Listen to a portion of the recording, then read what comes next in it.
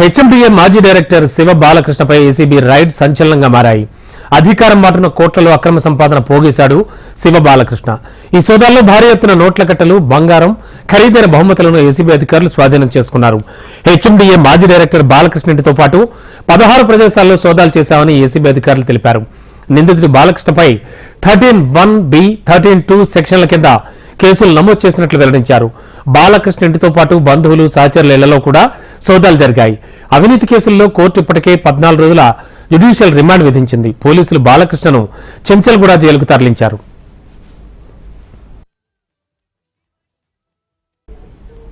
ఇక ఈ సోదాల్లో HMDA director Balakrishna ఇంట్లో 99 లక్షల రూపాయల నగదును సీజ్ చేశామని ఏసీబీ అధికారులు స్పష్టం చేశారు.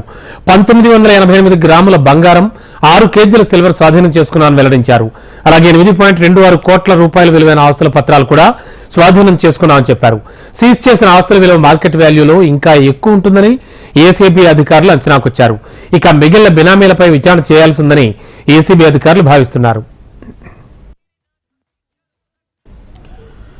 ఏసీబీ అరెస్టుతో హెచ్ఎండిఏ మాజీ డైరెక్టర్ శివ బాలకృష్ణ బాధితులు ఒక్కొక్కరుగా బయటకు వస్తున్నారు.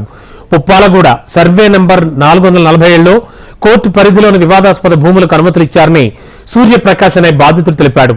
తమకు కోర్టు డిగ్రీ ఉన్నప్పటికీ కూడా హైకోర్టు ఆదేశాలను పక్కన పెట్టి మరీ పర్మిషన్ ఇచ్చారని ఆరోపించారు.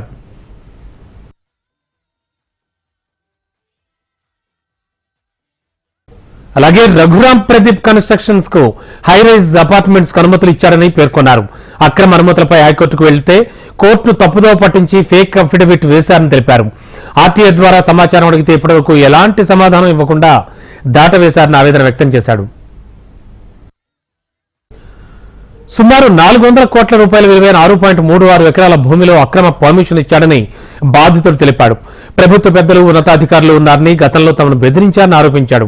సమగ్ర దర్యాప్తు జరిపి న్యాయం జరిపించాలని ప్రభుత్వానికి విజ్ఞప్తి చేశాడు. శివ బాలకృష్ణ హయాంలో జరిగిన అవినీతిపై సమగ్ర దర్యాప్తు జరిపించాలని కోరాడు. హెచ్ఎండిఏ మాజీ డైరెక్టర్ శివ బాలకృష్ణను రిమాండ్కు తరలించగా కస్టడీ కోరితే మరిన్ని వివరాలు రాబట్టొచ్చని ఏసీబీ అధికారులు భావిస్తున్నారు. ఇక రేపు ఏసీబీ అధికారులు కస్టడీ కోరే అవకాశం కనబడుతోంది. ఇలాంటి అవినీతి తిమింగళాలను వెలికితీస్తే ఇంకా మరెన్నో బయటపడనున్నాయి.